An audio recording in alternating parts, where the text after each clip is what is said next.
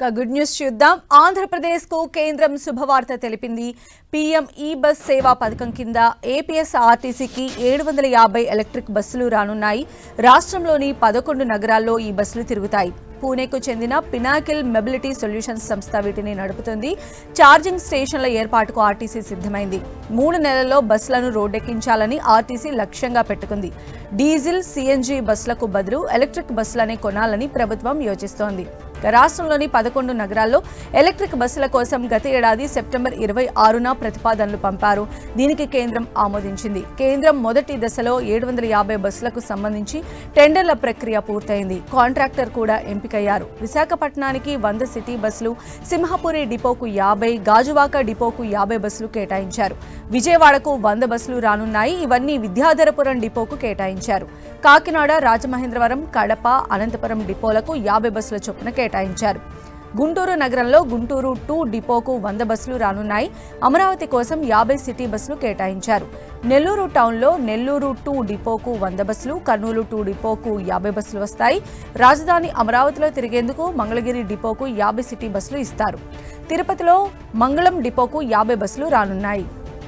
కొత్త బస్సులు వస్తూ ఉండడంతో సిబ్బంది అవసరమవుతుంది. అందుకే ఆర్టీసీ సిబ్బంది నియామకంపై ఫోకస్ పెట్టింది. డిపోల్లో సిబ్బందిని ఏ విధంగా నియమించాలో నిర్ణయించారు. ఈ విషయంపై త్వరలోనే ఒక నిర్ణయం తీసుకుంటారు. దానిని అమలు చేస్తారు. 3 నెలల్లో అన్ని ఏర్పాట్లు చేసి బస్సులను రోడ్డెక్కించాలని ఆర్టీసీ నిర్ణయించింది.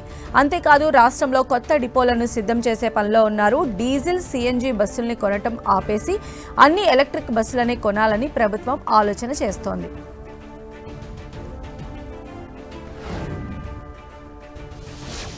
హైదరాబాద్లో వాహనదారులకు పోలీసులు గుడ్ న్యూస్ చెప్పారు. నగరంలో ట్రాఫిక్ నియంత్రణకు గూగుల్తో కలిసి పనిచేయబోతున్నామని సిటీ సిపి సివి ఆనంద్ తెలిపారు.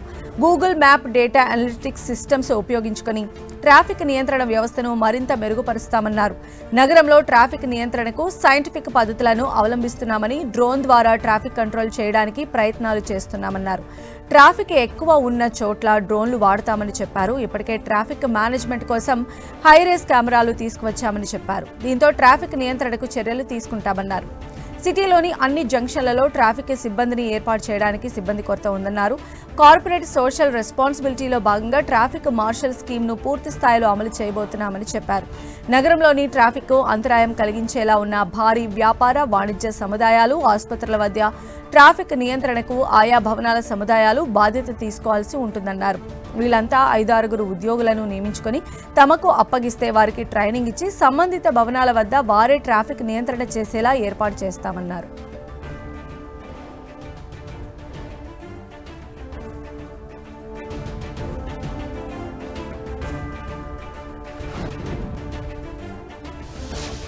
శంషాబాద్ ఎయిర్పోర్ట్ విస్తరణకు ముహూర్తం ఫిక్స్ అయినట్లు తెలుస్తోంది.